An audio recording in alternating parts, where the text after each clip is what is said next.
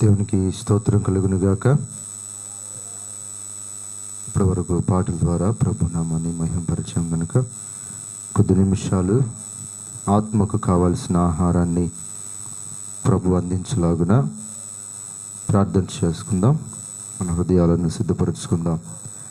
ప్రభు ఈ రాత్రి మాతో మీరు మాట్లాడండి. నీ వాక్కును మాకు వినిపించండి అయ్యా. నీ స్వరాన్ని మాకు వినిపించండి. నీ కృపతో నన్ను నింపండి ప్రభువా. ఈ రాత్రినైనా మీరు మాతో మాట్లాడి మహిమ పొందండి అని ప్రార్థన చేద్దాం. ప్రతి ఒక్కరు మన హృదయాలను సిద్ధపరచుకుందాం. ప్రేమ కలిగిన మా దేవానికి స్తోత్రాలు. ఇప్పటి వరకునైనా పాటల ద్వారా మీరు మహిమ పొందారు. ఈ రాత్రినైనా కొద్ది నిమిషాలు మీరు మాతో మాట్లాడండి. మీరే మాతోనైనా మాట్లాడండి. మీరు మాట్లాడగలిగిన దేవుడునైనా మాట్లాడకుండా ఉండుటకు నువ్వు రాయివి రప్పవు కాదయ్యా. నువ్వు సర్వయుగములలో సజీవుడు అయిన దేవుడవు. ఈ రాత్రినైనా నీ లేఖనాల్లో నుంచి మీరు మాతో సూటిగా తేటగా మొహమాటం లేకుండా మాట్లాడండి. పరిశుద్ధాత్మ దేవా, ఈ రాత్రి మీదైన శైలిలో మీరు కదిలాడుతూ మీదైన శైలిలోనైనా మీరు సంచరిస్తూ మమ్మల్ని మాతోనూ దూరం నుంచి దగ్గర నుంచి వింటున్న వారందరితో మీరు మాట్లాడమని వేడుకుంటున్నాను. దేవానికి స్తోత్రం. ఈ రాత్రి కూడా నైనా నేనే తగ్గిపోవాలి, మీరే హెచ్చించబడాలి. నేను కనుమరుగైపోవాలి, మీరు ప్రత్యక్షమవ్వాలి. నీ దూతల పరిచయం మేము కోరుకుంటున్నామయ్యా. ఈ రాత్రినైనా నీ నామము ఘనపరచబడాలి, నీ నామం హెచ్చించబడాలి. ఎందుకునైనా నీ పక్షాన నిలబెట్టుకున్నందుకు నీకు స్తోత్రమునయ్యా.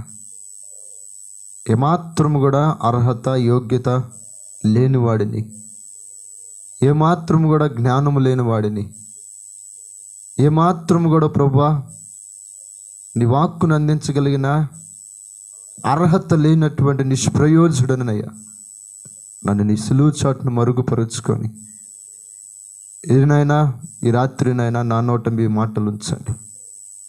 నిలబడింది నేనైనా కానీ, నిలబడింది మానవుడైనా కానీ ప్రభువా దైవ స్వరముతో ఈ రాత్రి మీరు మాట్లాడండి. మీరే మాట్లాడి మహిమ పొందండి నాయన. ఇదిగోనైనా నీకు స్తోత్రము. రాత్రి ధారాళంగా రాకుండా అడ్డుపడుతున్నటువంటి వాక్యము, ధారాళంగా రాకుండా అడ్డుపడుతున్నటువంటి ప్రతి చీకటి కార్యము యేసు క్రీస్తు నామములో లయపరచబడును గాక. నీ ఆత్మ సంచారం ఇక్కడ జరుగునట్లుగా నీ కృప దయచేయండి. ఈ రాత్రి శబ్ద యంత్రము ద్వారా నీ మాటలు ఆలకిస్తున్న వారిని, ఇదిగో ఇంట్లో ఉండి పడకల మీద ఉండి నీ మాటలు ఆలకిస్తున్న వారందరితో మీరు మాట్లాడి మహిమ పొందమని వేడుకుంటున్నాను. ఈ రాత్రి ప్రభువా ఇదిగో లైవ్ ద్వారా కూడా చూస్తున్న వారిని, వింటున్న వారిని మీరు మాట్లాడండి. వారిని మీరు పలకరించండి. నీ ఆత్మతో వారినైనా సంధించండి ప్రభువా. విత్తబడుతున్న ప్రతి మాట వారి హృదయాల్లోనైనా నాటుపడాలి, ఫలింప చేయాలి నాయన. అటు విధమైన కృపను గ్రహించి ఇదిగోనైనా మమ్మల్ని అందరినీ మీ చేతులకు అప్పగించుకుంటూ సమస్త ఘనత మహిమ ప్రభావములు నీకు మాత్రమే ఆరోపిస్తూ మా ప్రభును రక్షకుడునైన యేసుక్రీస్తు వారి అతి పరిశుద్ధమైన నామమున అడిగి వేడుకుంటున్నాము తండ్రి, ఆమేన్. ఈ రాత్రికాల సమయము సౌండ్ పెట్టి ఈ యొక్క కూడికకు వచ్చినటువంటి మీ అందరికీ కూడా ప్రభు అయిన యేసుక్రీస్తు నామములో హృదయపూర్వక వందనాలు తెలియజేస్తూ ఉన్నాను. సౌండ్ పెట్టు. Praise the lord, praise the lord. చాలు ఇదిగో ఒకసారి వస్తుంది చూడు.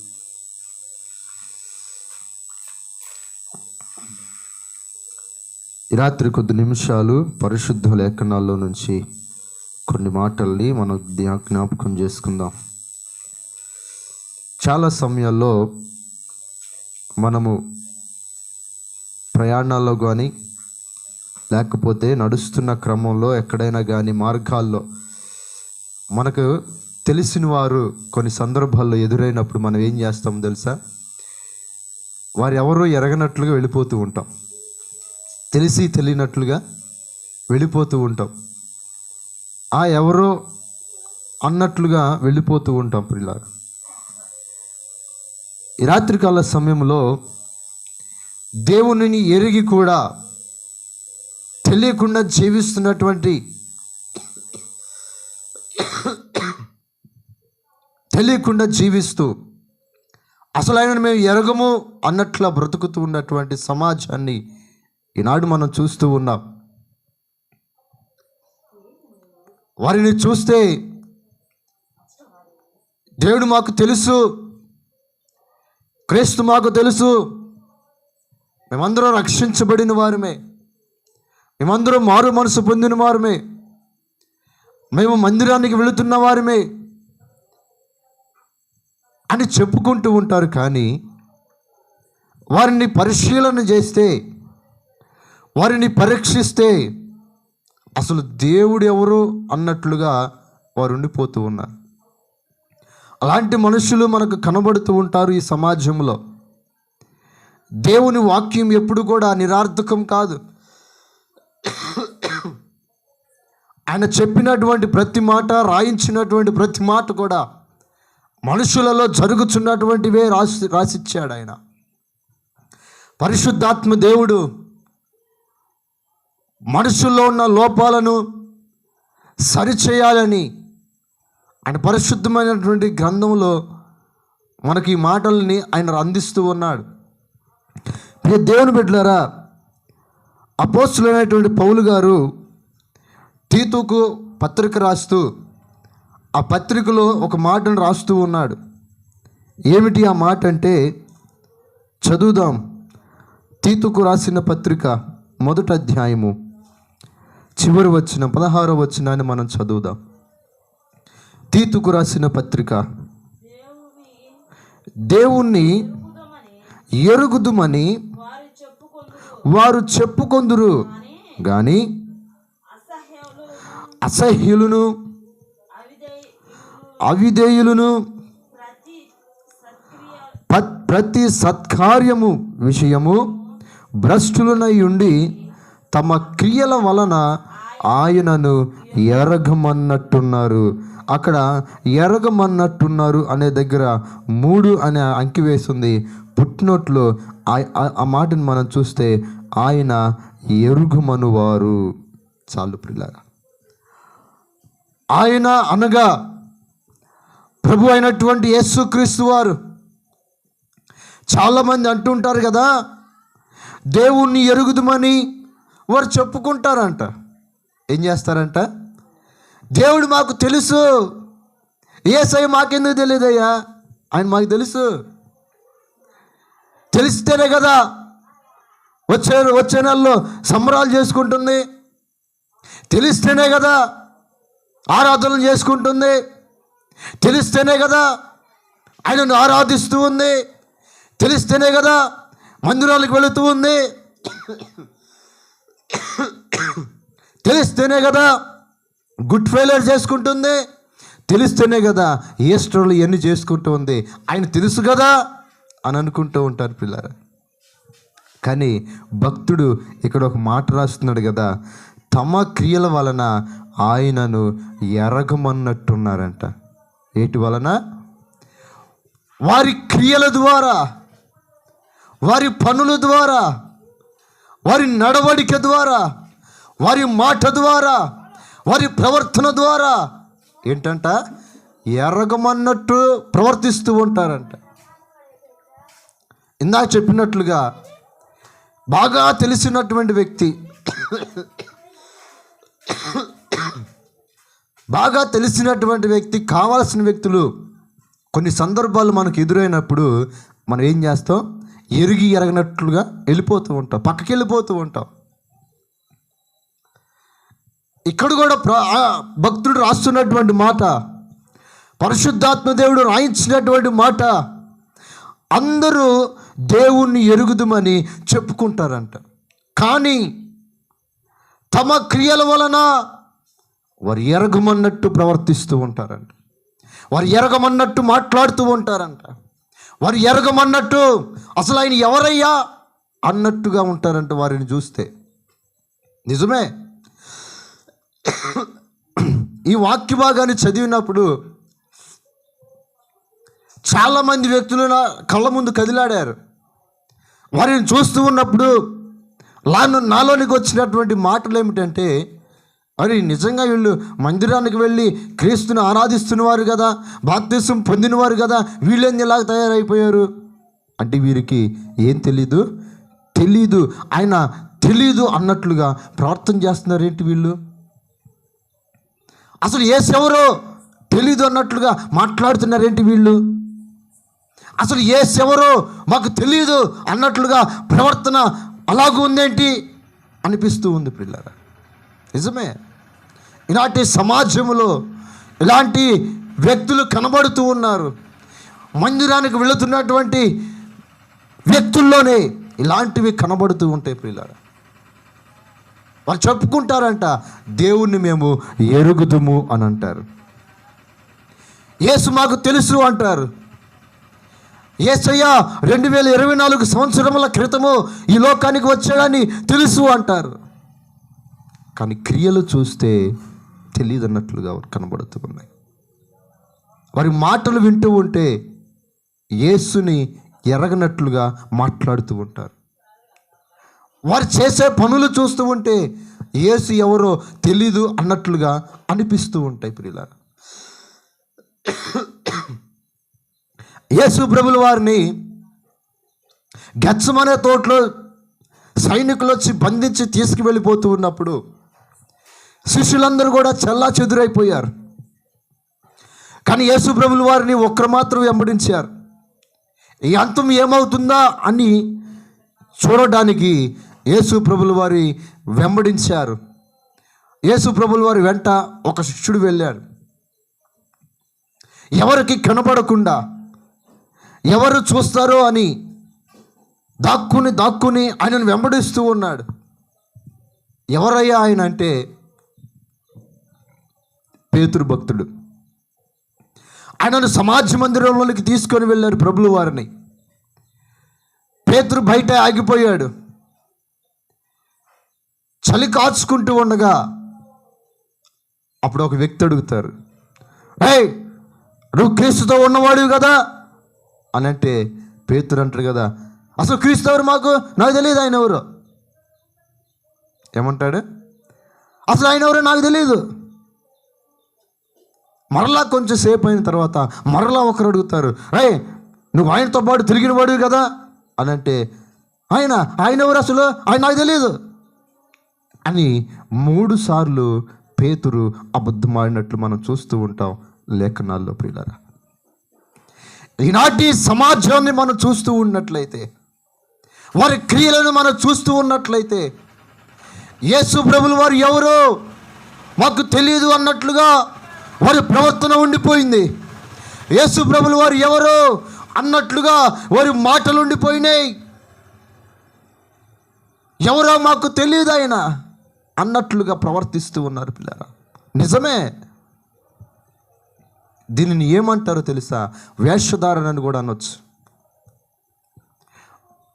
ఆయనను తెలుసన్నట్టుకుంటా అని బ్రతుకుతూ క్రియల్లో ఎందుకు ఆయనను చూపించలేకపోతూ ఉన్నాం? ఆయన మాకు తెలుసు, మేము మందిరానికి వెళుతూ ఉన్నాం, దేవుని వాక్యాన్ని వింటూ ఉన్నాం, కానీ క్రియల్లో ఎందుకు మనము క్రీస్తుని కనబరచలేకపోతూ ఉన్నాం? ఎందుకు మాటల్లో మనము ఆయనను కనబరచలేకపోతూ ఉన్నాం? మాట్లాడే ప్రతి మాటలో ఇదిగో ఈ జీవితం యేసయ్య ఇచ్చింది అని ఎందుకు మాట్లాడలేకపోతూ ఉన్నాం? ఈరోజు బ్రతుకున్నామంటే కేవలం ఆయన కృప మాత్రమే అని ఎందుకు చెప్పలేకపోతూ ఉన్నాం?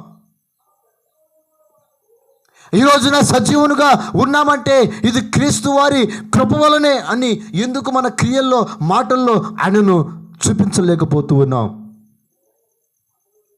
ఇలాగ ఉండిపోవటం వల్ల మాట ఏంటో తెలుసా? అసలు ఆయన ఎవరో ఎరగనట్లుగా ఉండిపోతున్నామంట పిల్లలు. ఆయన ఎవరో అన్నట్లుగా ఉండిపోతూ ఉన్నాం.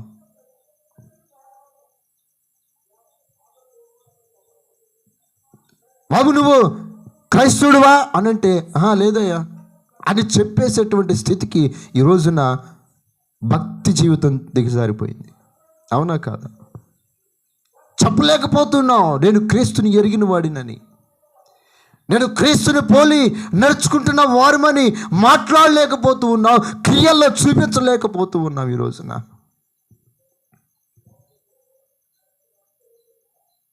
ఒక్కొక్కరి ప్రవర్తన చూస్తూ ఉంటే, ఒక్కొక్కరి ఆ ప్రవర్తించే విధానము చూస్తూ ఉంటే యేసుని ఎరగనట్లుగా ఉండిపోతూ ఉన్నారు పిల్లల లోకంలో. దానికి కారణం ఏంటి అని మనం చూస్తే ఇక్కడ 3 కారణాలు సెలవిస్తూ ఉన్నారు పిల్లలు.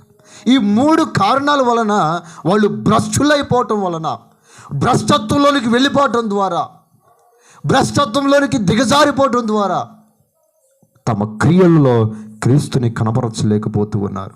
వారి క్రియల్లో యేసుని ఎరగనట్లుగా ఉండిపోతూ ఉన్నారు. వారి క్రియల వలన యేసు ఎవరో మాకు తెలియదన్నట్లుగా ఉండిపోతూ ఉన్నారు పిల్లలు. వాటిల్లో 3 కారణాలు ఏమిటో తెలుసా? మరలా చదువుదాం, ఇదే మాటని మరలా చదువుదాం. దేవుణ్ణి ఎరుగుదమని వారు చెప్పుకొందురు గాని అసహ్యులను అవిధేయులను ప్రతి సత్కార్యము విషయమై భ్రష్టులై ఉండి చాలు ప్రియులారా. ఇక్కడ 3 కారణాలు చూపిస్తూ ఉన్నాడు ఆయన. ఆ కారణాల వల్ల మనుషులు భ్రష్టత్వంలోనికి వెళ్ళిపోతూ ఉన్నారు, అంధకారంలోనికి వెళ్ళిపోతూ ఉన్నారు, అపవాది యొక్క క్రియల్లోనికి వెళ్ళిపోతూ ఉన్నారు, అపవాది యొక్క అడుగుజాడల్లోనికి వెళ్ళిపోతూ ఉన్నారు, అపవాది హస్తాల్లోనికి వెళ్ళిపోయి భ్రష్టత్వంలోనికి వెళ్ళిపోయి వారి క్రియల్లో క్రీస్తుని ఎరగనట్లుగా ప్రవర్తిస్తూ ఉన్నారు. అందులో మొదటి ఏమిటంటే అసహ్యులునంట. ఏంటంట? అసహ్యులను. దేవుని దృష్టికి అసహ్యపు కార్యాలను చేస్తున్నవారు, వీళ్ళకి దేవుడు తెలుసు.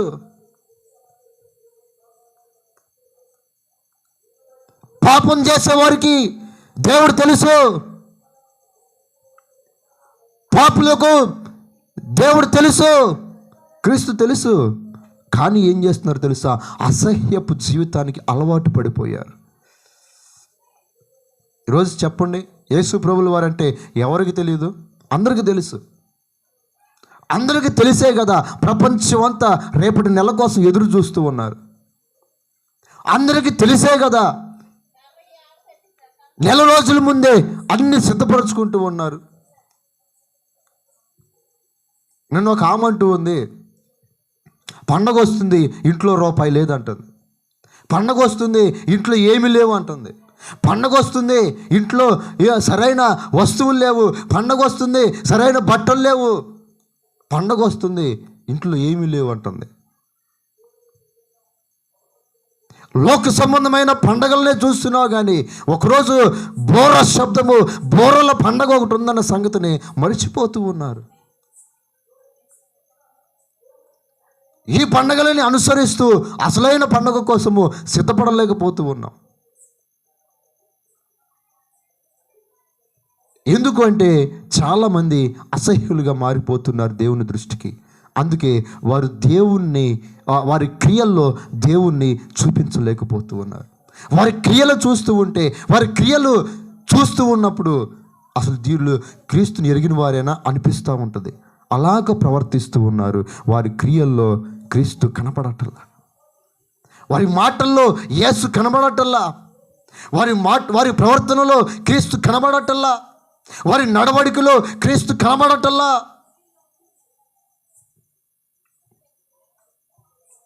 సొదొమ గొమొర్రా పట్టణంలో అసహ్యుల గుంపు ఎక్కువైపోయింది. ఎవరు ఎక్కువైపోయారంట? అసహ్యుల గుంపు ఎక్కువైపోయింది. అసహ్యుల గుంపు. ఆ గుంపులో లోతు అనేటువంటి ఒక వ్యక్తి ఏం చేస్తున్నాడు తెలుసా? హృదయంలో నొచ్చుకుంటున్నాడంట. పిల్లల ఏం చేస్తున్నాడంట? హృదయంలో నొచ్చుకుంటున్నాడంట. చదవండి ఒకసారి ఆ మాటని.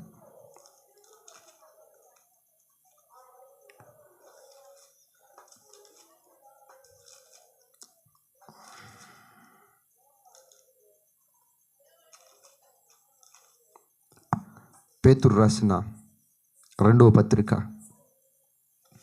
పేతురు రాసిన రెండవ పత్రిక, పేతురు రాసిన రెండవ పత్రిక 2వ అధ్యాయము 8వ వచనాన్ని మనం చదువుదాం. ఆ నీతిమంతుడు వారి మధ్యను కాపురముండి తాను చూచిన వాటిని బట్టి వినిన వాటిని బట్టి వారి అక్రమమైన క్రియల విషయముల్లో దినదినము నీతిగల తన మనసును నొప్పించుకొనుచు వచ్చెను. చాలు ప్రియులారా, ఎవరు ఈయన అని మనం చదివితే పైన రాయబడి ఉంటుంది కదా, నీతిమంతుడగు లోతు అని. సొదొమ గొమొర పట్టణంలో నీతిమంతుడైనటువంటి లోతు ఒక్కడే ఉన్నాడు ప్రియులారా. మిగిలిన వారందరూ ఏమైపోయారంట? అక్రమమైన క్రియలు, అసహ్యమైన క్రియలతో నిండిపోయిన వారుగా ఉన్నారు. అసహ్యమైనటువంటి హేయమైనటువంటి క్రియలు, విచ్చలవిడితనము, ఆడ మగ చిన్న పెద్ద తేడా లేదు. అలాంటి అసహ్యమైనటువంటి క్రియల్లో వారి మధ్యలో జీవిస్తున్నటువంటి లోతు ఎలా ఉన్నాడు తెలుసా? నీతిమంతుడుగా ఉన్నారంట. క్రీస్తుని ఎరిగిన వారు ప్రతి విషయంలో ఇదిగో హృదయంలో నొచ్చుకునేవారుగా ఉంటారు. క్రీస్తుని ఎరగని వారు అసహ్యులుగా మారిపోయి వారి క్రియల్లో ఆయన ఎవరో తెలియనట్లుగా ప్రవర్తిస్తూ ఉంటారు. అసలు ఆయన ఎవరో మాకు తెలియదు అన్నట్లుగా మాట్లాడుతూ ఉంటారు ప్రియులారా. ఈ రోజు వరకు కూడా దేవుడు చేసినటువంటి ఏ ఒక్క మేలుని గురించి కూడా ఎవరితో కూడా చెప్పరు. ఫలానా రోజు దేవుడు నన్ను, ఫలానా రోజు యేసు ప్రభువుల వారు ఇదిగో ఈ ఆపద నుంచి నన్ను తప్పించాడని మాట్లాడలేరు వీళ్ళు. ఫలానా ఇబ్బందుల్లో నుంచి, ఫలానా కష్టంలో నుంచి, ఫలానా ఇరుకుల్లో నుంచి, ఇదిగో మరణకరమైనటువంటి ఆ మరణ పడకల్లో నుంచి నన్ను లేవనెత్తాడని చెప్పుకునే లేనటువంటి స్థితిలో ఈ రోజున భక్తి జీవితాన్ని కొనసాగిస్తూ ఉన్నారు. ఏమిటంటే వారి క్రియల వలన అసలు ఆయన ఎవరో ఎరగనట్లుగా మారిపోయారు. ఈ రోజున జనం ఆయన ఎవరో ఎరగనట్లుగా మారిపోయారు. కానీ లోతు అలాగా లేడు ప్రియులారా. ఆ అక్రమంగా జీవిస్తున్న వారి మధ్యలో, అసహ్యమైనటువంటి కార్యాలు చేసినటువంటి వారి మధ్యలో నీతిమంతుడుగా ఉన్నాడు లోతు. స్తోత్రం కలుగును గాక. అతని మనసు అంట నొచ్చుకుంటూ ఉందంట, మనసు బాధపడుతూ ఉందంట. వారిని చూసినప్పుడల్లా హృదయం గాయపడుతూ ఉందంట లోతుకి. ఈ వాక్య భాగాన్ని చదివినప్పుడు కూడా నాకు కూడా ఇంచుమించు అలాగే అనిపించింది. ఈ రోజున మనుషుల ప్రవర్తన చూస్తుంటే అరే ఏంటి వీళ్ళు మందిరానికి వెళుతూ కూడా వీటిని విడిచిపెట్టలేకపోతూ ఉన్నారు. మందిరానికి వెళుతూ కూడా, క్రీస్తుని ఎరిగి కూడా, దేవుడి గురించి తెలుసుకుంటూ కూడా ఏంటి ఈ కార్యాలు అని హృదయంలో కొన్నిసార్లు బాధ కలుగుతూ ఉంటుంది.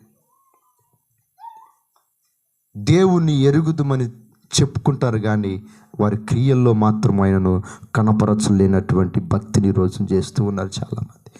ఇది నామకార్థమైనటువంటి భక్తి. దానికన్నా ఇంటికాడ కూర్చొని ఉన్నట్టు ఉత్తమమైనటువంటి పని. అసలు ఇంటికాడ కూర్చొని ఆడ ముచ్చట్లు ఆడుకుంటూ నీ ఇష్టానుసారంగా జీవించటము ఉత్తమమైనటువంటి పని అది. అసలు అలాగ బ్రతుకు ఎందుకు? వేషధారణతో జీవించటం ఎందుకు?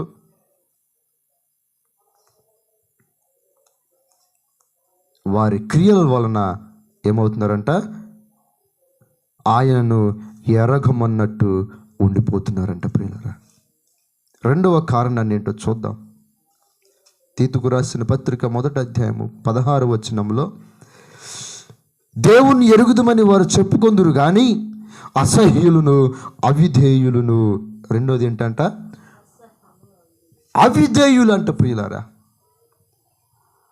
ఆయనను ఎరగమన్నట్టు ఉండడానికి రెండవ కారణం ఏంటంటే అవిధేయత. దేవుని యందు విధేయత లేకపోవటం, దేవుని యందు విధేయత కనబరచకపోవటం, అవిధేయతలోనికి వెళ్ళిపోతూ ఉన్నారు. ఈరోజు అవిధేయత కలిగి జీవిస్తూ ఉన్నారు.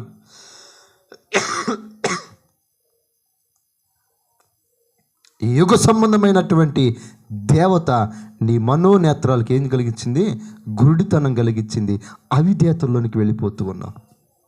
అవిధేయత, మాట వినలేకపోతూ ఉన్నావు. దేవుని మాటకు విధేయత చూపలేకపోతూ ఉన్నావు. అందుకే సమూయేలు భక్తుడు అంటాడు కదా, బలులు అర్పించటం కంటేను, పొటేళ్ల క్రొవ్వును అర్పించటం కంటేను దేవుని మాట వినటం శ్రేష్టము కదా. దేవుని మాటకు లోబడటము మేలు కదా నీకు. ఆయన మాటకు విధేయత కలిగి జీవించటం మేలు కదా అని అంటూ ఉంటాడు. కానీ ఈ రోజున దేవుని మాటకు లోబడక, దేవుని మాటను తిరస్కరిస్తూ, దేవుని ఆజ్ఞను ధిక్కరిస్తూ ఏమైపోతున్నారు? అవిధేయులుగా మారిపోతూ వారి క్రియల్లో క్రీస్తుని కనబరచలేకపోతున్నారు. వారి క్రియల వలన ఆయన ఎవరో ఎరగనన్నట్లుగా జీవిస్తూ ఉన్నారు. ఆయన ఎవరో మేము ఎరగము అన్నట్లుగా ప్రవర్తిస్తూ ఉన్నారు వారి అవిధేయత వలన. అవిధేయత నీ ఆత్మకు గుడితనాన్ని కలిగిస్తుంది. అవిధేయత నీ ఆత్మను చల్లారిపోయే స్థితిలోకి వెళ్ళిపోతుంది. అవిధేయత కలిగి జీవిస్తూ ఉంటారు ఈ రోజున. అవిధేయత. యేసు ప్రభుల వారు ఇక సిలువ మరణానికి ఎక్కబోతాడనగా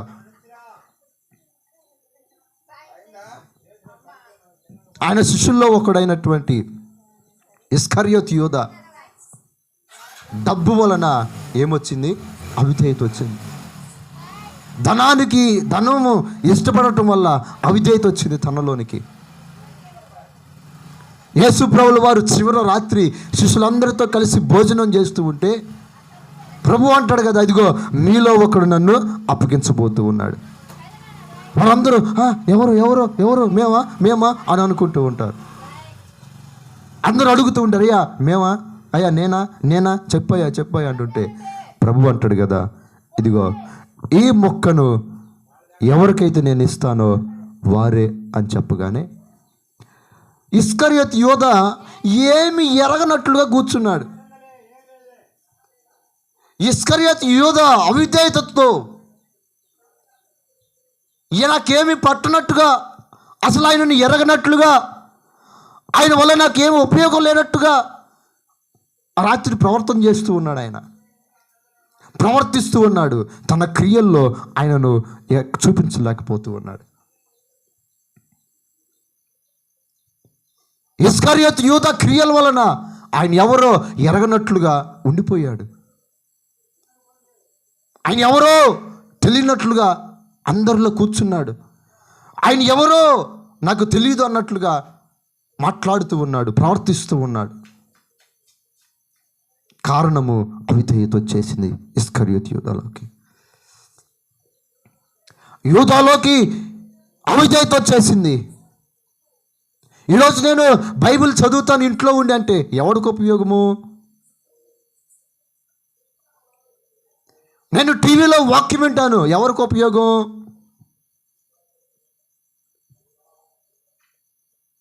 నేను నూనెలు డబ్బాలు తెచ్చుకుంటా, ఎవరికి ఉపయోగం?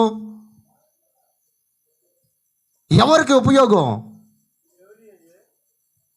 అవిధేయతతో నిండిపోయి క్రియల్లో క్రీస్తుని చూపించలేకుండా జీవిస్తూ ఎవరికి ఉపయోగపడుతున్నావు? కుటుంబానికి ఉపయోగం లేదు, పిల్లలకు ఉపయోగం లేదు, సమాజానికి అంతకన్నా ఉపయోగము లేదు. ఎవరికి ఉపయోగం? అవిధేయత వలన నీ క్రియల్లో క్రీస్తుని చూపించలేకపోతే, నువ్వు బైబిల్ చదివినా, నువ్వు వాక్యం విన్నా, మందిరానికి వెళుతూ ఉన్నా అది వ్యర్థమైనటువంటి భక్తి అని గుర్తుపెట్టుకోవాలి ప్రియులారా. అది నామకార్థపు భక్తి అని గుర్తుపెట్టుకోవాలి. నువ్వు నిజ క్రైస్తవుడు కాదని గుర్తుపెట్టుకోవాలి. అవిధేయత కలిగి జీవించొద్దు. విధేయత కలిగి జీవించుదాం. క్రీస్తుని పట్ల, ఆయన మాటల పట్ల, ఆయన వాక్యము పట్ల విధేయత కలిగి జీవించే వారిగా ఉండాలి ప్రియులారా. అలా ఉంటే వారి క్రియల వలన ఆయనను మేము ఎరుగుదుము అని చెప్పుకుంటారు. ఆయనను మేము ఎరుగుదుము, ఆయన మాకు తెలుసయ్యా, నా కోసమే కదా ప్రాణం పెట్టింది, ఆయన నాకు తెలుసయ్యా, నా అవిధేయత వలనే కదా ఆయన మరణించింది అని చెప్పుకుంటారు పిల్లరా. చెప్పలేని స్థితిలో నువ్వు ఉన్నావంటే అవిధేయతలో బ్రతుకుతూ ఉన్నావు. ఈ రోజుకి కూడా నీ బిడ్డలకి క్రీస్తు గురించి నువ్వు మాట్లాడట్లేదంటే, వారికి చెప్పటం లేదంటే నువ్వు అవిధేయత కలిగి ఉన్నావు, అవిధేయతలో జీవిస్తూ ఉన్నావు. తెలుసని భ్రమలో ఉన్నావు తప్ప ఆయన నీకు పూర్తిగా తెలియలేదు. యేసు తెలుసని పండగలు చేసుకుంటున్నావు తప్ప ఆయన నీ జీవితంలో నీకు ఇంకా రాలేదు. అసలు నిజమైనటువంటి క్రిస్మస్ ఏంటో తెలుసా? నిజమైన క్రిస్మస్ ఏంటో తెలుసా? చదవండి లూకా సువార్త 19వ అధ్యాయం. లూకా సువార్త 19వ అధ్యాయము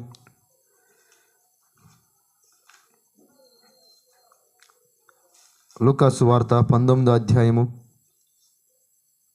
8వ వచనాన్ని 7వ వచనాన్ని చదువుదాం.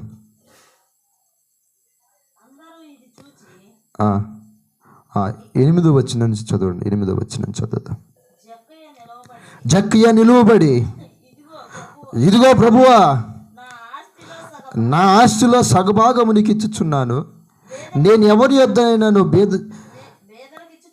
బేదలకు ఇచ్చుచున్నాను. నేను ఎవరి యొద్దైనను అన్యాయముగా దేనినైనా తీసుకుని ఎడల అతనికి 4 వంతులు మరలా చెల్లించుదని ప్రభుతో చెప్పాను. అందుకు యేసు, ఇతడును అబ్రహాము కుమారుడే, ఎందుకనగా నేడు ఈ ఇంటికి రక్షణ వచ్చి ఉన్నది. యేసుకి మహిమ కలుగునుగాక. పండగ అంటే ఏంటో తెలుసా? నీ ఇంటికి రక్షణ రావటమే పండగ. రక్షణ లేని కుటుంబము ఎన్ని పండగలు చేసుకున్నా వ్యర్థమైనటువంటి పండగే అది. నిజమైన పండగ ఏంటో తెలుసా? నీ ఇంటికి క్రీస్తునే రావటమే, రక్షణ నీ ఇంటికి రావటమే, రక్షించగలిగిన వాడు నీ ఇంటిలోనికి రావటమే, నిన్ను పాపముల నుండి శాపముల నుంచి విడిపించగలిగిన రక్షకుడు నీ ఇంటికి రావటమే. జక్కయ్య ఇంటికి రక్షకుడు వచ్చాడు, అది పండగ. జక్కయ్య ఇంటిలోనికి క్రీస్తు వచ్చాడు, జక్కయ్య లోనికి యేసయ్య వచ్చాడు, అది పండగ. నువ్వు యేసయ్యను అనుసరించకుండా, యేసయ్యను అంగీకరించకుండా, ఆయనను ఇంటిలోనికి తీసుకురాకుండా, నీ హృదయంలోనికి చోటు ఇవ్వకుండా ఎన్ని సంవత్సరాలు నువ్వు పండగ చేసుకున్నా అది వ్యర్థమైనటువంటి పండగ. ప్రతి ఇంటికి ఒక స్టిక్కర్ ఉంటుంది, నేడు రక్షకుడు మీ కొరకు పుట్టి ఉన్నాడు, నేడు రక్షకుడు మీ కొరకు పుట్టి ఉన్నాడు. అంటించుకుంటే ఉపయోగం లేదు, హృదయంలోనికి తీసుకుంటేనే ఉపయోగం. ఎన్ని సంవత్సరాలు తలుపులకి అంటించుకుంటే ఉపయోగం లేదు, ఆ వాక్యాన్ని నీ హృదయంలోనికి తీసుకుంటేనే నీకు ఉపయోగం. జక్కయ్య క్రీస్తుని అంగీకరించి తన సొంత రక్షకునిగా అంగీకరించాడు. నేడు తన ఇంటికి రక్షణ వచ్చింది. నీ ఇంటికి రక్షణ వచ్చిందా? నీ ఇంటిలో నీకు రక్షణ ఉందా? నీ భర్తకు రక్షణ ఉందా? నీ పిల్లలకు రక్షణ ఉందా? ఇన్ని సంవత్సరాల నుంచి మందిరానికి వెళుతున్నావు, అసలు నీకు రక్షణ ఉందా? ఎందుకంటే నువ్వు క్రియల్లో ఆయనను కనపరచలేకపోతూ ఉన్నావు. నీ క్రియల్లో ఆయన ఎవరో ఎరగమన్నట్టు జీవిస్తూ ఉన్నావు. నీ అవిధేయత వలన క్రీస్తుకు విధేయత కలిగి జీవించుదాం. ఇది 2వ కారణం. 3వ కారణం ఏంటో చూద్దాం. తీతుకు రాసిన మొదటి పత్రిక 16వ వచనం.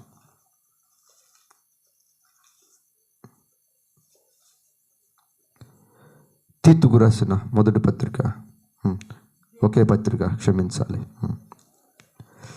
దేవుని ఎరుగుదమని వారు చెప్పుకుందరు కానీ అసహ్యులను అవిధేయులను ప్రతి సత్కార్యము విషయము భ్రష్టులనై ఉండి, ఏ విషయంలోనంట? ప్రతి సత్కార్యము విషయంలో ఏమైపోయారంట? భ్రష్టులైపోయారంట ప్రియులారా, భ్రష్టులైపోయారు. భ్రష్టత్వం వచ్చేసింది ఒక్కొక్కరిలోనికి, అపవాది క్రియలు వచ్చేసినాయి. అవ్వమ్మ ఒక్కసారి అపవాదితో మాట్లాడింది, భ్రష్టత్వం వచ్చేసింది. కయ్యూను వచ్చేసాడు. నువ్వు చేస్తున్న ప్రతి పని, అది నువ్వు చేస్తున్నటువంటి ప్రతి పని విషయంలో నువ్వు సత్కార్యం కలిగి జీవించకపోతే, సత్యముతో నువ్వు నడవకపోతే, సత్యములో నువ్వు జీవించకపోతే, ప్రతి విషయంలో మీరు భ్రష్టులైపోతున్నారు. ప్రతి సత్కార్యం విషయము భ్రష్టులనై ఉండి తమ క్రియల వలన ఆయన ఏం చేస్తున్నారంట? ఎరగమన్నట్టు జీవిస్తూ ఉన్నారు. ఈరోజు మందిరానికి వెళ్ళేవారే ఇల్లు కట్టుకోవాలంటే ప్రార్థన ఏమో పాస్టర్ గారు చేయాలా, ముహూర్తమేమో ఇంకొకరు పెట్టాలా. ఇది భ్రష్టత్వం.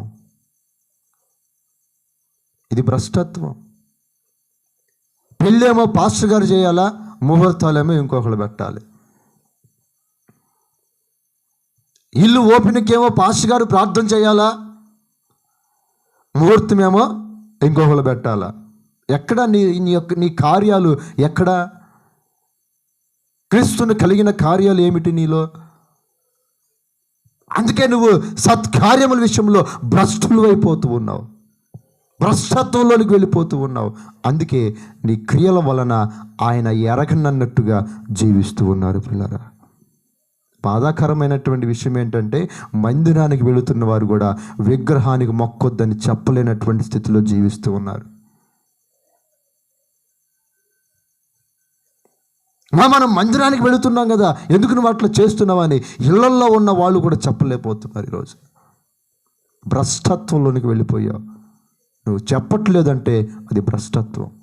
నేను ప్రకటిస్తున్నా ధైర్యంగా, ఎన్నో మార్లు ప్రకటించా, క్రీస్తు తప్ప ఈ లోకంలో దేవుడు ఎవ్వరును లేరు. ఆయన మాత్రమే సజీవుడు, ఆయన మాత్రమే దేవుడు. ఈ లోకంలో రకరకాల పేర్లు, ఎవరు ఎన్ని నామాలున్నా కానీ అన్ని నామముల కన్నా పై నామము నేను ప్రకటిస్తున్నా యేసయ్య మాత్రమే. ఆయన నామమే ఉన్నతమైన నామము, ఆయన నామమే నిజమైన నామము. ఆయన తప్ప వేరొక దేవుడు ఎవడును లేరు ఈ లోకములో. ఆఖరికి ఆయనను కన్నా మరీ అయినా సరే. భ్రష్టత్వంలోనికి వెళ్ళకండి ప్రియులారా. మీ క్రియలలో క్రీస్తుని మేము ఎరుగుదుము అన్నట్లుగా ప్రవర్తించండి. దేవుని మాకు తెలుసు అని చెప్పుకుంటే ఉపయోగం లేదు. మన క్రియల వలన దేవుని మేము ఎరుగుదుము, క్రీస్తుని మేము ఎరుగుదుము అన్నట్లుగా బ్రతకాలి. ఇంకో పత్రికలో మనం చూస్తే, ఒకళ్ళు మాకు క్రియలు ఉన్నాయి అనుకుంటారంట, మరొకళ్ళు మాకు విశ్వాసం ఉందనుకుంటారంట. అయితే క్రియలు లేని విశ్వాసము మృతమైందని యాకోబు పత్రికలో ఆయన రాస్తూ ఉంటాడు. చదువుదాం ఒకసారి. యాకోబు రాసిన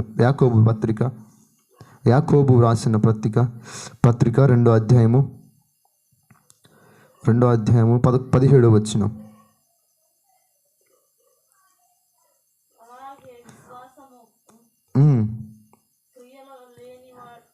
క్రియలు లేనిదైతే అది ఒంటిగా ఉండి మృతమైనదగును.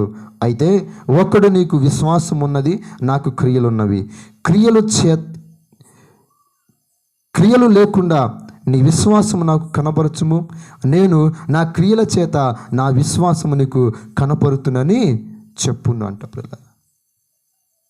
ఒకరేమో నాకు క్రియలు ఉన్నాయి అంటారంట, ఒకరేమో నాకు విశ్వాసం ఉంది అంటారంట. నా విశ్వాసం ద్వారా క్రియలను కనబరుస్తాను, నేను నా క్రియల ద్వారా విశ్వాసాన్ని కనబరుస్తానని ఒకరొకరు ఏం చేస్తారంట? చెప్పుకుంటారంట. లేదు ప్రియులారా, ఒకరిలోనే క్రియలు కలిగిన విశ్వాసము ఉండాలి. నాలో క్రియలు ఉన్నాయి, విశ్వాసం లేకపోతే నేను వ్యర్థుడను. నాలో విశ్వాసం ఉంది, క్రియల్లో నేను చూపించకపోతే అది వ్యర్థము. రోజున ఏదో ఒకటే ఉంటుంది మనుషుల్లో, ఒకటి మృతమైపోతుంది, ఒకటి చనిపోతుంది. క్రియలు చచ్చిపోయిన ఈ రోజున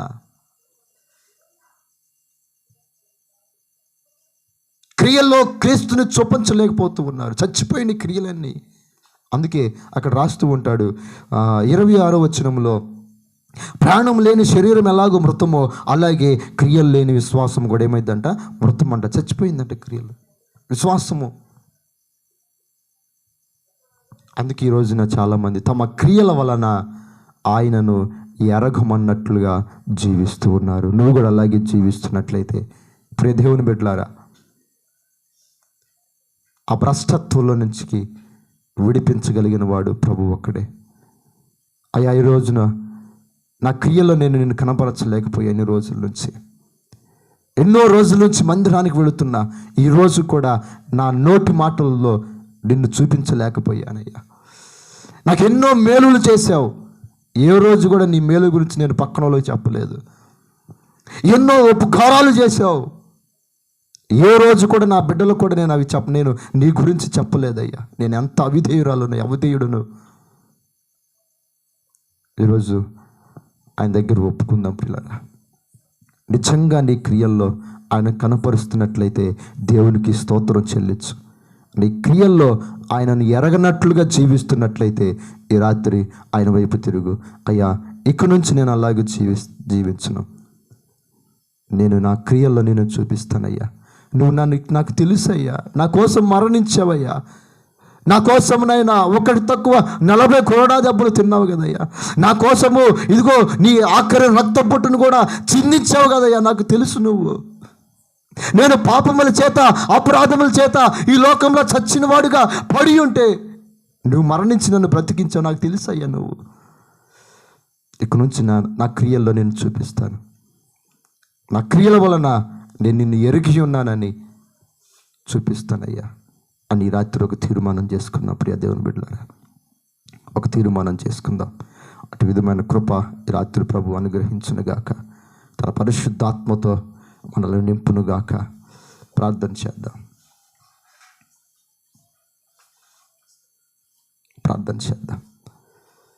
ఇప్పటి వరకు నీ క్రియల్లో, నీ మాటల్లో, ప్రవర్తనలో, తీరులో, నడకలో ఆయనను చూపించలేకపోతున్నావు, ఆయన ఎరగనట్లుగా జీవిస్తున్నావేమో.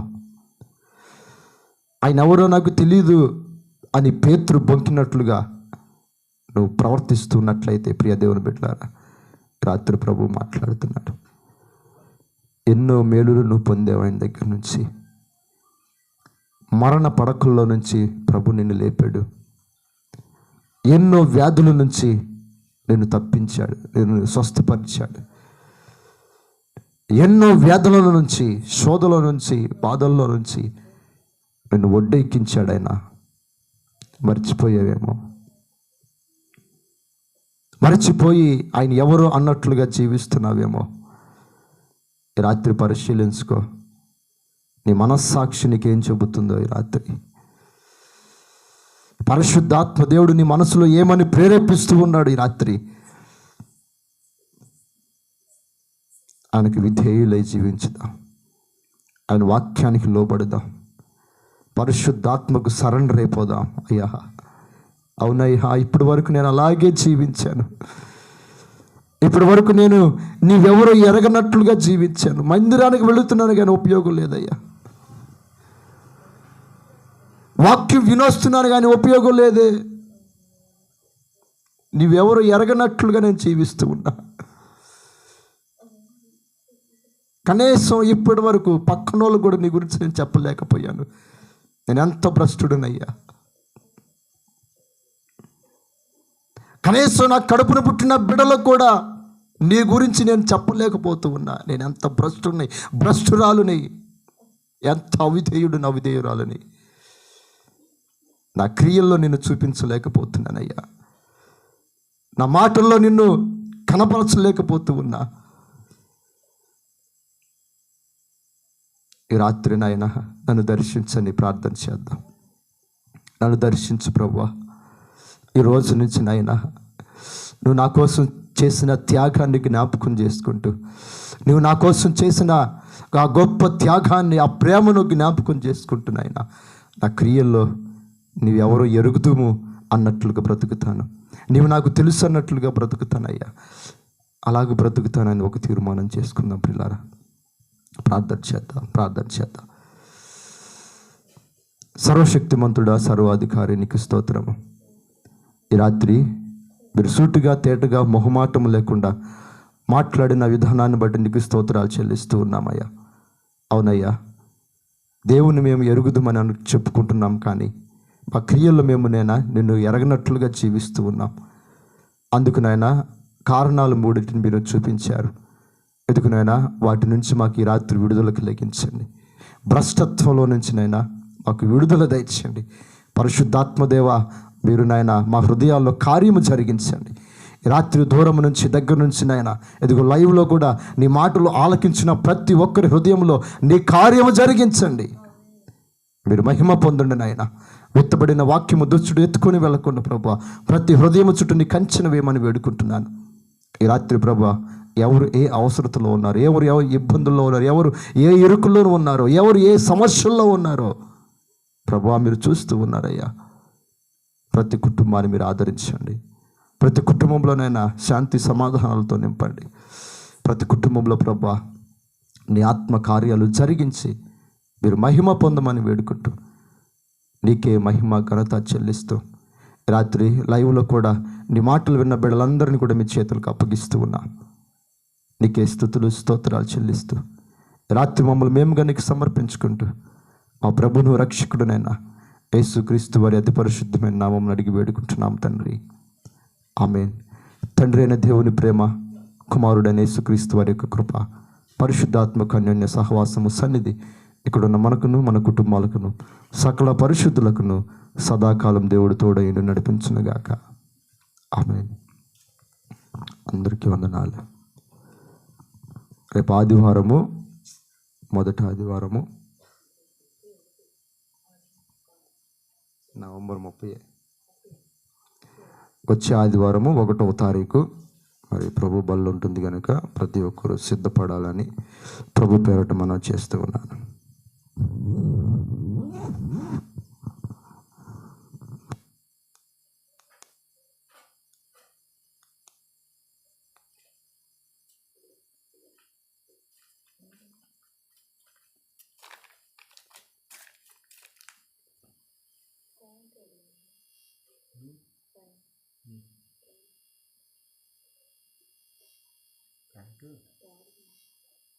తమ్ముడు ఊరు అంటే 3 వచ్చింది.